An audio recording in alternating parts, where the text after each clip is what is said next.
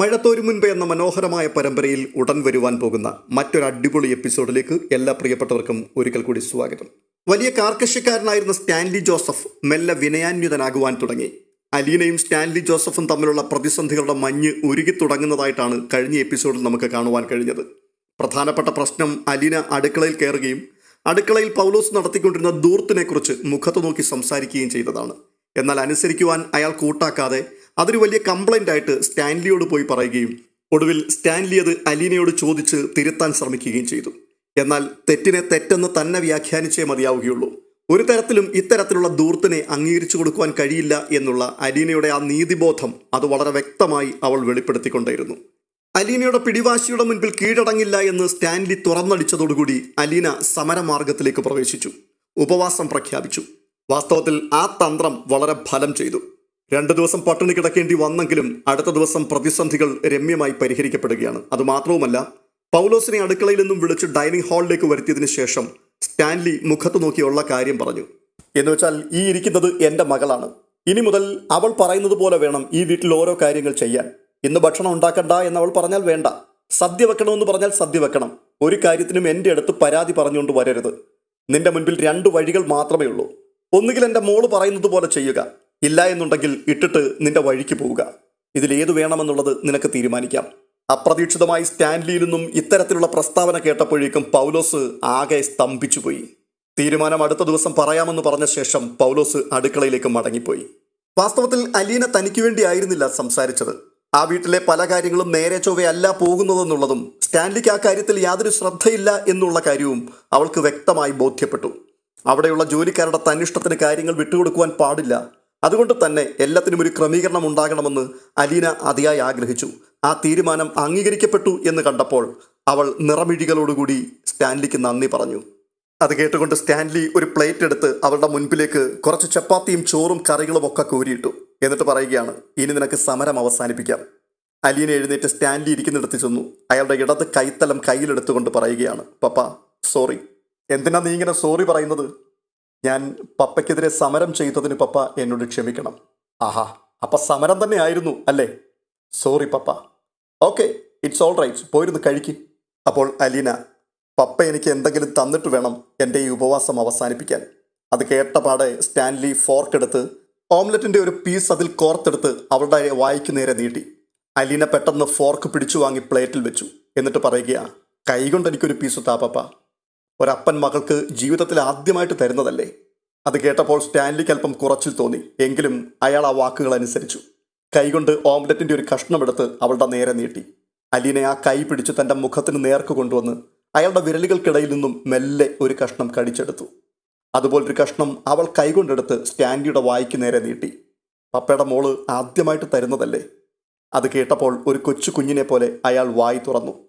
താൻ ചെറുതായി പോയി എന്ന് സ്റ്റാൻലിക്ക് ആ സമയം തോന്നി.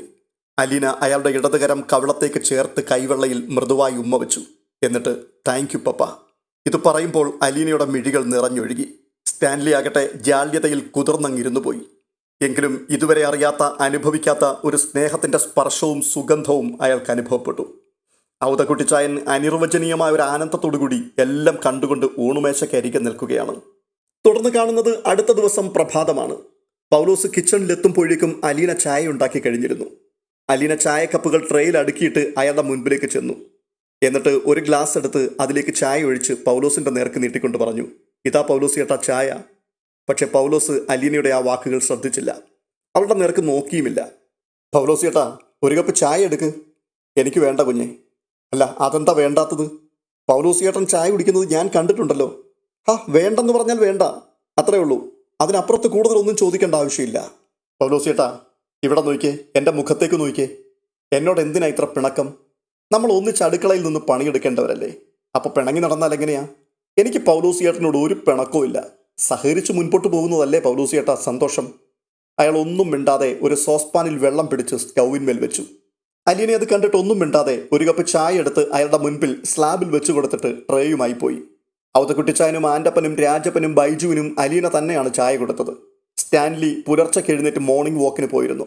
അലീനയും ചായ കുടിച്ചു. തിരികെ അവൾ കിച്ചണിലെത്തിയപ്പോൾ പൗലോസിന് കൊടുത്ത ചായ അതേപടി ഇരിപ്പുണ്ട്. ആ സമയത്ത് പൗലോസ് വേറെ ചായ ഉണ്ടാക്കുവാൻ വേണ്ടി ചായപ്പൊടിയുടെ ടിന്നെടുത്ത് അതിൻ്റെ അടപ്പ് തുറക്കുന്നത് അവൾ കണ്ടു. അലീന ചോദിക്കുകയാണ്, ഇതെന്താ പൗലോസ് ചേട്ടാ ഇങ്ങനെ? പൗലോസ് ഒന്നും മിണ്ടാതെ സ്പൂൺ ഉപയോഗിച്ച് ടിന്നിൽ നിന്നും ചായപ്പൊടി എടുത്ത് സോസ്പാനിലെ തിളച്ച വെള്ളത്തിലേക്ക് ഇടാൻ ഭാവിച്ചതും സ്പൂണിൽ ചെറിയൊരു പിടുത്തം വീണു. തള്ളവിരലും ചൂണ്ടുവിരലും. ഞാൻ ചോദിച്ചത് പൗലോസ് ചേട്ടൻ കേട്ടില്ലെന്നുണ്ടോ? പൊട്ടനൊന്നും അല്ലല്ലോ. ഇത് കൊള്ളാലോ. ഒരു ചായ ഉണ്ടാക്കി കുടിക്കണമെന്ന് വെച്ചാൽ അതിനും അനുവാദം ചോദിക്കണോ? അത് പറയുമ്പോൾ അയാളുടെ മുഖത്തെ ദേഷ്യം അവൾക്ക് പെട്ടെന്ന് വായിച്ചെടുക്കുവാൻ കഴിഞ്ഞു. അതിന് അലീന, വേണമല്ലോ, അനുവാദം തീർച്ചയായിട്ടും ചോദിക്കണം. ഞാനൊരു ചായ ഇട്ട് തന്നിരുന്നല്ലോ, കണ്ടില്ലായിരുന്നോ? എനിക്ക് മറ്റുള്ളവരുണ്ടാക്കുന്ന ചായ ഇഷ്ടമല്ല. വായിക്ക് രുചിയായിട്ട് കുടിക്കണമെങ്കിൽ ഞാൻ സ്വന്തമായിട്ട് ചായ ഉണ്ടാക്കണം. ഇത്രയും കാലം അങ്ങനെ തന്നെ ആയിരുന്നു. ഇത്രയും കാലം അങ്ങനെയായിരുന്നു. പക്ഷേ ഇനി അതൊന്നും നടപ്പില്ല. സ്വന്തം ഇഷ്ടത്തിന് ചായ കുടിക്കണമെങ്കിൽ പൗലോസ് ചേട്ടൻ സ്വന്തം വീട്ടിൽ പോയി ഉണ്ടാക്കി കുടിച്ചോണം. അത് കേട്ടുകൊണ്ട് പൗലോസ് സ്പൂണിലുള്ള ചായപ്പൊടി തിരികെ ടിന്നിലേക്ക് ഇട്ടു. അപ്പോൾ അലീന പറയുകയാണ്, മനസ്സിൽ യാതൊരു ശത്രുതയും വെച്ചുകൊണ്ടല്ല ഞാൻ ഈ കിച്ചണിലേക്ക് രാവിലെ കയറി വന്നത്. പൗലോസ് ചേട്ടൻ എങ്ങനെയാണ് ഇത്രയും രുചികരമായിട്ട് ഭക്ഷണം ഉണ്ടാക്കുന്നതെന്ന് ചോദിച്ചും കണ്ടും പഠിക്കാം. എനിക്കറിയാവുന്ന ചില കറിക്കൂട്ടുകളൊക്കെ അങ്ങോട്ടും പറഞ്ഞു തരാം. പൗലോസ് ചേട്ടനെ ജോലിയിൽ സഹായിക്കുകയും ചെയ്യാം. ഇത്രയൊക്കെ ഞാൻ ഉദ്ദേശിച്ചുള്ളൂ. പക്ഷേ എൻ്റെ അടുത്ത് മത്സരിക്കാനാണെങ്കിൽ പൗലോസ് ചേട്ടൻ പെട്ടിയും കിടക്കയും ചുരുട്ടി വെച്ചു. 2-3 ദിവസം കൂടി ഞാൻ നോക്കും പൗലോസ് ചേട്ടൻ്റെ മനോഭാവം എന്താണെന്ന്.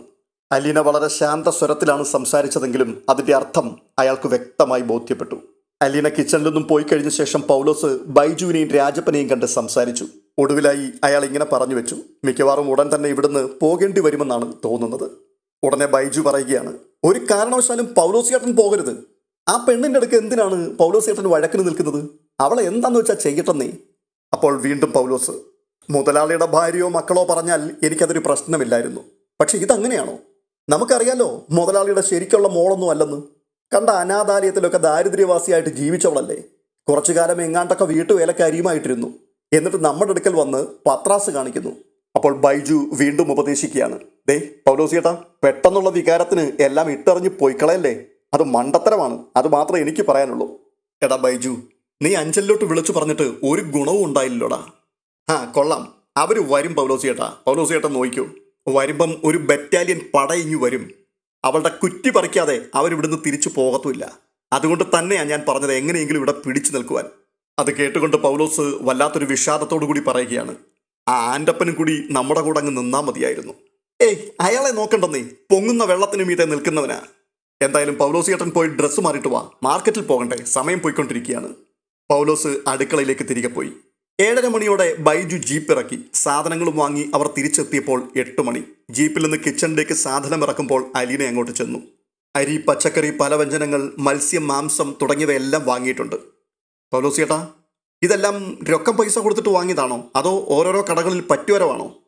പൗലോസ് അലീനയുടെ മുഖത്തേക്ക് നോക്കാതെ പറയുകയാണ്, മാസം തോറും ബില്ല് തീർക്കുകയാണ്. എവിടെ ആ ബില്ല്, ഞാനൊന്ന് കാണട്ടെ. അപ്പോൾ പൗലോസ് അലീനയുടെ മുഖത്തേക്കൊന്ന് സൂക്ഷിച്ചു നോക്കിയിട്ട് ചോദിക്കുകയാണ്, ഇറച്ചിക്കടയിലും മീൻകടയിലുമൊക്കെ എവിടാ കുഞ്ഞെ ബില്ല്? പൗലോസ് പറയുന്ന ആ രീതി കേട്ടുകൊണ്ട് രാജപ്പനും ബൈജുവും ഒന്ന് ചിരിച്ചു. എന്നാലും ഒരു തുണ്ടെങ്കിലും കുറിച്ച് തരില്ലേ? തുണ്ടല്ല കുഞ്ഞേ, പറ്റുബുക്കൊക്കെ ഉണ്ട്, അതിലാ കുറിക്കുന്നത്. എന്നിട്ട് എവിടെ കുറിച്ച പറ്റുബുക്ക്? അത് കടയിലാ. അവരുടെ പറ്റുബുക്ക് നമുക്ക് തന്നുവിടില്ല. അപ്പോഴും ബൈജുവും രാജപ്പനും അടക്കി ചിരിച്ചു. അത് കണ്ടുകൊണ്ട് പൗലോസ് അവരുടെ മുഖത്ത് നോക്കി ചോദിക്കുകയാണ്, എന്തോന്നിനാടാ കിളിക്കുന്നേ? അതിനുള്ള മറുപടി അലീനയാണ് പറഞ്ഞത്. പൗലോസ് ചേട്ടൻ പറയുന്നത് മുഴുവനും തമാശയാണെന്ന് അവർക്കറിയാവുന്നത് കൊണ്ടാ, അല്ലെങ്കിൽ പിന്നെ അവർ ചിരിക്കുവോ? തുടർന്ന് വീണ്ടും അലീന ചോദിക്കുകയാണ്, പൗലോസ് ചേട്ടാ, നമുക്ക് അക്കൗണ്ട് ബുക്ക് ഇല്ലേ? കടക്കാർക്ക് മാത്രമേ ഉള്ളോ? നമുക്കുണ്ട്. എവിടെ? അതൊന്ന് കാണട്ടെ.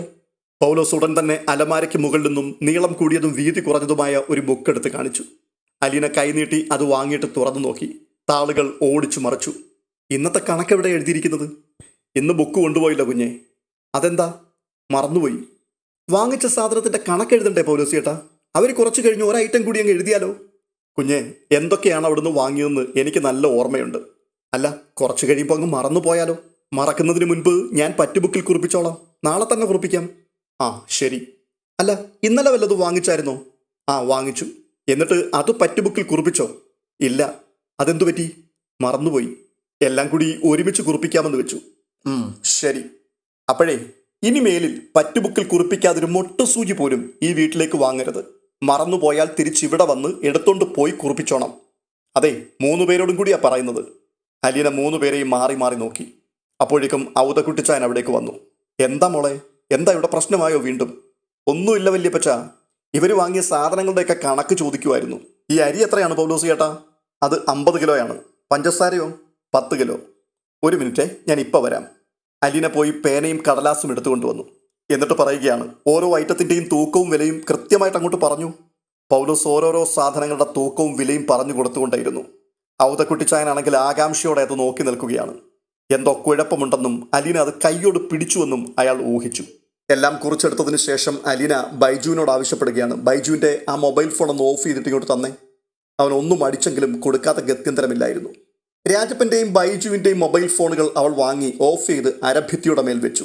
എന്നിട്ട് പറയുക, ഈ സാധനങ്ങളെല്ലാം തിരിച്ച് ജീപ്പിലോട്ട് കയറ്റിക്കൂ. ഞാൻ പറയാതെ ഫോൺ എടുത്തേക്കരുത്. സാധനങ്ങളുടെ ലിസ്റ്റും വിലയും തൂക്കവും കുറച്ച കടലാസുമായി അലീന വാതിൽ കടന്നുപോയി. അത് കണ്ടുകൊണ്ട് ഔതക്കുട്ടിച്ചായൻ 3 പേരെയും മാറി മാറി നോക്കിക്കൊണ്ട് ചോദിക്കുകയാണ്, വല്ല കള്ളത്തരമൊക്കെ കാണിച്ചോടാ? ഞങ്ങളൊരു കള്ളത്തരവും കാണിച്ചിട്ടില്ല. പറ്റുബുക്ക് എടുക്കാൻ മറന്നതുകൊണ്ട് അതിൽ കുറിച്ചില്ല. അതിൻ്റെ പേരിലാണ് ഈ കൊച്ചിൻ്റെ ഈ ഇളക്കം. നീ അവളോട് പറഞ്ഞ കണക്കെല്ലാം കൃത്യമാണോടാ? പിന്നല്ലാതെ നുണ പറയേണ്ട കാര്യം എനിക്കെന്താ? അല്ലെങ്കിലും കടയിലെ പറ്റു തീർക്കുന്നത് മുതലാളി നേരിട്ടല്ലേ? ആ, അതൊക്കെ ശരിയായിരിക്കും. പക്ഷേ ഒരു കാര്യം നിങ്ങൾ ഓർത്തു, ഒന്നും കാണാതെ അവൾ ഇങ്ങനെ ഒന്നും ചെയ്യില്ല.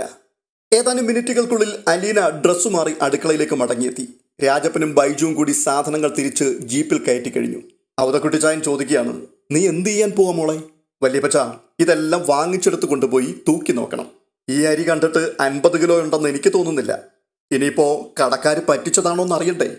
പെട്ടെന്ന് പൗലോസ് പറയുകയാണ്, അയ്യോ കുഞ്ഞെ, അരി 40 കിലോയേ ഉള്ളൂ. ആഹാ, 50 ആണെന്നല്ലേ ആദ്യം പറഞ്ഞത്? 10 കിലോ എവിടെ പോയി? അത് മിനിഞ്ഞാന്ന് വാങ്ങിച്ചതാ, അതും കൂടി ചേർത്ത 50. അത് ശരി, അപ്പം മിനിഞ്ഞാന്ന് വാങ്ങിച്ചതും പറ്റുബുക്കിൽ കുറിച്ചില്ലേ? ഇല്ല, മറന്നുപോയി. അലീന പെട്ടെന്ന് പറ്റുബുക്കിന്റെ പേജുകൾ മറിച്ചു നോക്കി. പലവ്യഞ്ജനക്കടയുടെ പേജുകൾ പൗലോസ് കാട്ടിക്കൊടുത്തു. അതൊക്കെ ഒന്ന് സൂക്ഷിച്ചു നോക്കിയതിനു ശേഷം അലീന ചോദിക്കുകയാണ്, അല്ല, ഇതിനും 2 ദിവസം മുമ്പ് 30 കിലോ അരി വാങ്ങിയിട്ടുണ്ടല്ലോ, പിന്നെന്തിനാ മിനിഞ്ഞാന്ന് 10 കിലോ കൂടി വാങ്ങിയത്? അത് പിന്നെ കുഞ്ഞെ, കടയിൽ ചെന്നപ്പോൾ അരി തീർന്നോ ഇല്ലയോ എന്നൊരു സംശയം ഉണ്ടായി, അതുകൊണ്ട് അന്നേരം വാങ്ങിയതാണ്. അത് ശരി, പൗലോസ് ചേട്ടൻ അരി എവിടെയാ സൂക്ഷിക്കുന്നത്? ഒന്ന് കാണട്ടെ. പൗലോസിന്റെ മുഖമാകെ വല്ലാതെ വിളറി. അത് കണ്ടുകൊണ്ട് ഔതക്കുട്ടിച്ചായൻ ആക്രോശിക്കുകയാണ്, അങ്ങോട്ട് കാണിച്ചു കൊടുക്കടാ, നീ എന്തിനാ നിന്ന് പരുങ്ങുന്നേ? വാസ്തവത്തിൽ അടുക്കളയിൽ നടക്കുന്ന ഈ കളി കണ്ടിട്ട് ഔതക്കുട്ടിച്ചായന് ഹരം പിടിച്ചു തുടങ്ങിയിരുന്നു. പൗലോസ് അലീനയ്ക്ക് അരി സൂക്ഷിക്കുന്ന വലിയ അലുമിനിയം കുട്ടകം കാട്ടിക്കൊടുത്തു. അതിൽ 4-5 കിലോ അരി മാത്രമേ ഉണ്ടായിരുന്നുള്ളൂ. അത് കണ്ടിട്ട് അലീന പൗലോസിന്റെ മുഖത്ത് നോക്കി ചോദിക്കുകയാണ്, 5 ദിവസത്തിനിടയിൽ 30ഉം 10ഉം ചേർത്ത് 40 കിലോ അരി വാങ്ങി. ഇനി 5 കിലോ അരി അങ്ങേയറ്റം ബാക്കിയുണ്ടാവും. ബാക്കി 35 കിലോ. ഈ 35 കിലോ അരി നമ്മൾ 7 പേര് 5 ദിവസം കൊണ്ട് തിന്നു തീർത്തോ? ഞാൻ 2 ദിവസം ഉപവാസമായിരുന്നു. വല്യപ്പച്ചൻ 2 നാൾ ഇവിടെ ഇല്ലായിരുന്നു. പിന്നെ ആരാ? എൻ്റെ പപ്പയാണോ ഇവിടുത്തെ ഭീമസേനൻ? പൗലോസിന്റെ മുഖം വല്ലാതെ വിളറി. മറുപടി ഒന്നും പറയുവാനില്ല. പൗലോസിയേട്ടൻ എന്താ മിണ്ടാത്തേ? എന്തെങ്കിലും പറയൂ. അരി വാങ്ങി എന്നുള്ളത് ശരിയാണ്, പക്ഷേ ആരെങ്കിലും മോഷ്ടിച്ചോന്ന് എനിക്ക് അറിയില്ല കുഞ്ഞെ. മോഷണം നടന്നു എന്നറിഞ്ഞാൽ ആ വിവരം പപ്പയെ അറിയിക്കണ്ടേ പൗലോസിയേട്ടാ? അത് പിന്നെ കുഞ്ഞെ, അത് അറിയിക്കാതിരുന്നത് ഇത് മോഷണം പോയതാണോ എന്നുള്ള കാര്യത്തിൽ തീർച്ചയൊന്നുമില്ലല്ലോ. പൗലോസിയേട്ടാ, വീണെടുത്ത് കിടന്ന് ഉരുളല്ലേ. കഴിഞ്ഞതൊക്കെ പോട്ടെ, നമുക്ക് മാർക്കറ്റിൽ എന്തായാലും ഒന്ന് പോയിട്ട് വരാം. പൗലോസ് ബൈജുവിൻ്റെയും രാജപ്പൻ്റെയും മുഖത്തേക്ക് മാറി മാറി നോക്കി. അപ്പോൾ ഔതക്കുട്ടിച്ചായൻ, എന്താടാ മടിച്ചു നിൽക്കുന്നേ? ചെന്ന് ജീപ്പിലോട്ട് അങ്ങോട്ട് കയറടാ. പൗലോസ് ജീപ്പിൽ ചെന്ന് കയറി. അപ്പോൾ അലീന, രാജപ്പൻ ചേട്ടനും ബൈജുവും കൂടി കയറിക്കോ. ഫോൺ വിട്ടിരിക്കട്ടെ, അത് കയ്യിലുണ്ടെങ്കിൽ ആരെയെങ്കിലുമൊക്കെ വിളിച്ച് മുന്നറിയിപ്പ് കൊടുക്കണമെന്ന് തോന്നും. അതുകൊണ്ട് നമുക്കത് വന്നിട്ട് ഓൺ ചെയ്യാം. അത്രയും കേട്ടപ്പോഴേക്കും ഔതക്കുട്ടിച്ചാൻ ഉത്സാഹത്തോടു കൂടി പറയുകയാണ്, മോളെ, ഞാനും കൂടി വരുന്നു. ഇത് പറഞ്ഞിട്ട് വേഗം മുറിക്കകത്തേക്ക് ഓടിപ്പോയി മുണ്ടും ഷർട്ടും മാറി വന്നു. അലീനയും ഔതക്കുട്ടിച്ചായനെയും കയറ്റിക്കൊണ്ട് ജീപ്പ് കുളത്തുപുഴ ടൗണിലേക്ക് പോയി. ടൗണിലെത്തിയപ്പോൾ അലീന വീണ്ടും നിർദ്ദേശിക്കുകയാണ്, ആ കടയൊന്ന് കാണിച്ചു തന്നാൽ മതി, ആരും വണ്ടി നിറങ്ങണ്ട, ഇതിനകത്ത് തന്നെ ഇരുന്നാൽ മതി. തുടർന്നവൾ ഔതക്കുട്ടിച്ചായനെയും കൂട്ടി കടയിലേക്ക് കയറിപ്പോയി. ഔതക്കുട്ടിച്ചായൻ പറ്റുബുക്ക് കടമുതലാളിയെ ഏൽപ്പിച്ചു. എന്നിട്ട് പറയുക, ജോലിക്കാർ വന്ന് സാധനം മേടിച്ചപ്പോൾ കുറിക്കാൻ വിട്ടുപോയി, ഇതൊന്ന് കുറിച്ചേക്ക്. കടയുടമ അയാളുടെ അക്കൗണ്ട് ബുക്ക് എടുത്ത് അത് നിവർത്തി. അതിൽ കുറിച്ചിരുന്നത് പകർത്തി എഴുതുവാൻ തുടങ്ങി. പറ്റുബുക്ക് തിരികെ കിട്ടിയപ്പോൾ അലീന അത് പരിശോധിച്ചു. അരി 55 കിലോ, പഞ്ചസാര 12 കിലോ, മൈദ 10 കിലോ, ആട്ട 10 കിലോ, വെളിച്ചെണ്ണ 7 കിലോ, ഇങ്ങനെ നീളുകയാണ് ലിസ്റ്റ്. അത് കണ്ടിട്ട് അലീന കടമുതലാളിയോട് ചോദിക്കുകയാണ്, ഇതെല്ലാം ഇന്നേ ദിവസം വാങ്ങിയതാണോ? അതെ, ഇന്ന് വാങ്ങിയതാണ്. പഴയത് വല്ലതും ഇന്ന് കുറിച്ചിട്ടുണ്ടോ? ഇവിടുത്തെ ബുക്കിൽ അന്നന്ന് തന്നെ കുറിക്കും. എന്താ ഒരു സംശയം പോലെ? ആ, സംശയമുണ്ട്, അത് തീർക്കാൻ വേണ്ടിയാ വന്നത്. അലീന കടയിൽ നിന്നിറങ്ങി ജീപ്പിനടുത്തേക്ക് പോയി. അപ്പോൾ കടമുതലാളി ഔതക്കുട്ടിച്ചാനോട് ചോദിക്കുകയാണ്, ഏതാ ചായ ആ പെങ്കൊച്ച്? അത് സ്റ്റാൻലിയുടെ മോളാണ്. ഇതിനു മുമ്പ് ഇവിടെ ഇങ്ങ് കണ്ടിട്ടില്ലല്ലോ. ഓ, അത് ശരി. അല്ല, എന്നെ കണ്ടിട്ടുണ്ടോ ഇവിടെ എവിടെയെങ്കിലും വെച്ച് മുമ്പ്? പരിചയം തോന്നുന്നുണ്ട്, പക്ഷേ ഓർമ്മ ഇങ്ങോട്ട് കിട്ടുന്നില്ല. ആ, ഞാൻ സ്റ്റാൻലിയുടെ അപ്പനാ. ഈ സമയത്ത് ബൈജുവും രാജപ്പനും പൗലോസും ചേർന്ന് അരിച്ചാക്കും മറ്റ് സാധനങ്ങളും ജീപ്പിൽ നിന്നിറക്കി കടയിലേക്ക് കൊണ്ടുവരുന്നത് കണ്ട് കടയുടമ അന്തം വിട്ടുപോയി. അപ്പോൾ അവതക്കുട്ടിച്ചാൻ പറയുകയാണ്, തൂക്കം തെറ്റിയൊന്നൊരു സംശയം, ഒന്നുകൂടെ തൂക്കി നോക്കാൻ വേണ്ടി വന്നതേ ഉള്ളൂ. ആദ്യം അരിച്ചാക്ക് തൂക്കി 35 കിലോ, പഞ്ചസാര 8 കിലോ, മൈദ 7 കിലോ, ആട്ട 7 കിലോ, വെളിച്ചെണ്ണ 5 കിലോ. ഉടനെ അലീന ചോദിക്കുകയാണ്, ഇതൊക്കെ എങ്ങനെയാ തൂക്കം കുറഞ്ഞു പോയത്? പറ്റുബുക്കിലെ തൂക്കം ഒന്നിനും ഇല്ലല്ലോ ചേട്ടാ. കടയുടമ പെട്ടെന്നങ്ങ് പൊട്ടിത്തെറിച്ചു. ഞാനിവിടെ കൃത്യമായിട്ട് തൂക്കിക്കൊടുത്ത് തന്നെ വിടുന്നത്. തൂക്കം കുറഞ്ഞെങ്കിൽ അത് എൻ്റെ കുറ്റമൊന്നുമല്ല. ഒന്നുകിൽ നിങ്ങളുടെ വീട്ടു ജോലിക്കാർ അതിൽ നിന്ന് കുറച്ച് അടിച്ചു മാറ്റി കാണും, അല്ലെങ്കിൽ നിങ്ങൾ വീട്ടിൽ കൊണ്ടുപോയി കുറച്ച് കുടഞ്ഞിട്ടേച്ചായിരിക്കും ഇങ്ങോട്ട് വന്നിരിക്കുന്നത്. പെട്ടെന്ന് ഔതക്കുട്ടിച്ചായൻ കോപത്തോടു കൂടി പറയുകയാണ്, അങ്ങനത്തെ ചെറ്റത്തരമൊന്നും കാണിക്കുന്നവരല്ലടോ ഞങ്ങള്. അപ്പോൾ കടക്കാരൻ വീണ്ടും, ഇവിടെ ഇതൊന്നും പറഞ്ഞിട്ട് യാതൊരു പ്രയോജനമില്ല. സാധനം വാങ്ങിച്ചിട്ട് കുറവുണ്ടെങ്കിൽ അത് അപ്പം തന്നെ അറിയിക്കണം. വീട്ടിൽ കൊണ്ടുപോയിട്ട് പിന്നെ തിരിച്ചു വന്നല്ല പറയേണ്ടത്. ഔതക്കുട്ടിച്ചായന് കലി അങ്ങോട്ട് കയറുകയാണ്. അയാൾ ചോദിക്കുകയാണ്, താൻ എന്നാ വർത്തമാനോട് ഈ പറയുന്നത്? ഇത് 12 കൊല്ലം കഴിഞ്ഞിട്ടാണോ ഞങ്ങൾ ഇങ്ങോട്ട് വന്നിരിക്കുന്നത്? അരമണിക്കൂറിന് മുമ്പല്ലേ ഈ സാധനങ്ങൾ വാങ്ങിക്കൊണ്ട് ഇവരങ്ങോട്ട് പോയത്? അപ്പോൾ അലീന, ചേട്ടാ, മറ്റു കടയിലൊക്കെ ഉള്ളതിനേക്കാൾ 10% വില കൂട്ടിയാണ് നിങ്ങൾ ഈ സാധനത്തിൻ്റെ എല്ലാം ബില്ലിട്ടിരിക്കുന്നത്. ആ, ഞാൻ ഈ വിലയ്ക്കാ വിൽക്കുന്നത്. അതിന് മനസ്സുള്ളവർ മാത്രം വാങ്ങിച്ചാൽ മതി. പുണ്യത്തിനല്ല ഞാൻ ഈ കച്ചവടം ചെയ്യുന്നത്. ഓ, അത് ശരി. പക്ഷേ ഇതിൻ്റെ പേര് കച്ചവടമെന്നല്ല ചേട്ടാ, കപടമെന്നാണ്. ഞാൻ ഈ വിവരം എൻ്റെ പപ്പയോട് പറഞ്ഞാൽ നിങ്ങളുടെ കള്ളത്തരമൊക്കെ പൊളിക്കുവാൻ പറ്റുമെന്ന് എനിക്ക് നന്നായിട്ടറിയാം.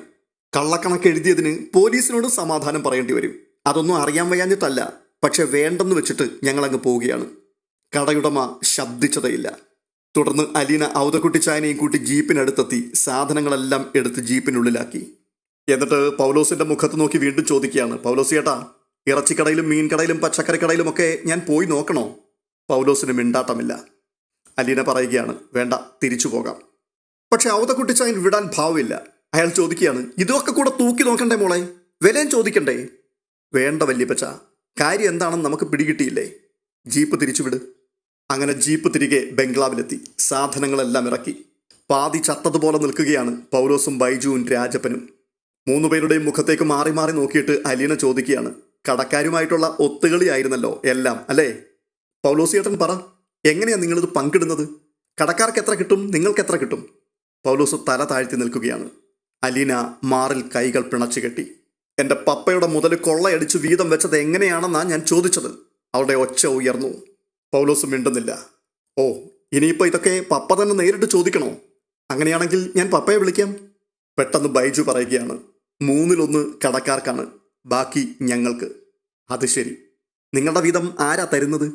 കടക്കാർ തരും. ഒരാൾക്ക് എത്ര രൂപ വീതം കിട്ടും ഓരോ മാസവും? പറയുന്നത് സത്യസന്ധമായിട്ടായിരിക്കണം, എനിക്കൊരു കണക്കുണ്ട്. ആ ചോദ്യം രാജപ്പൻ ചേട്ടനോടായിരുന്നു. 3-4-5 രൂപ കിട്ടും. 3-4-5 രൂപയെന്നോ? അതെന്ത് കണക്കാ? എന്നാൽ പിന്നെ 3-4-5-6-7 രൂപ കിട്ടും എന്നങ്ങ് പറഞ്ഞുകൂടെ? മാസം ഒരു 15,000 രൂപ കിട്ടും കുഞ്ഞെ. അത് ഞങ്ങൾ പങ്കിട്ടെടുക്കും. ഞങ്ങളെന്ന് പറഞ്ഞാൽ ആരൊക്കെയാണ്?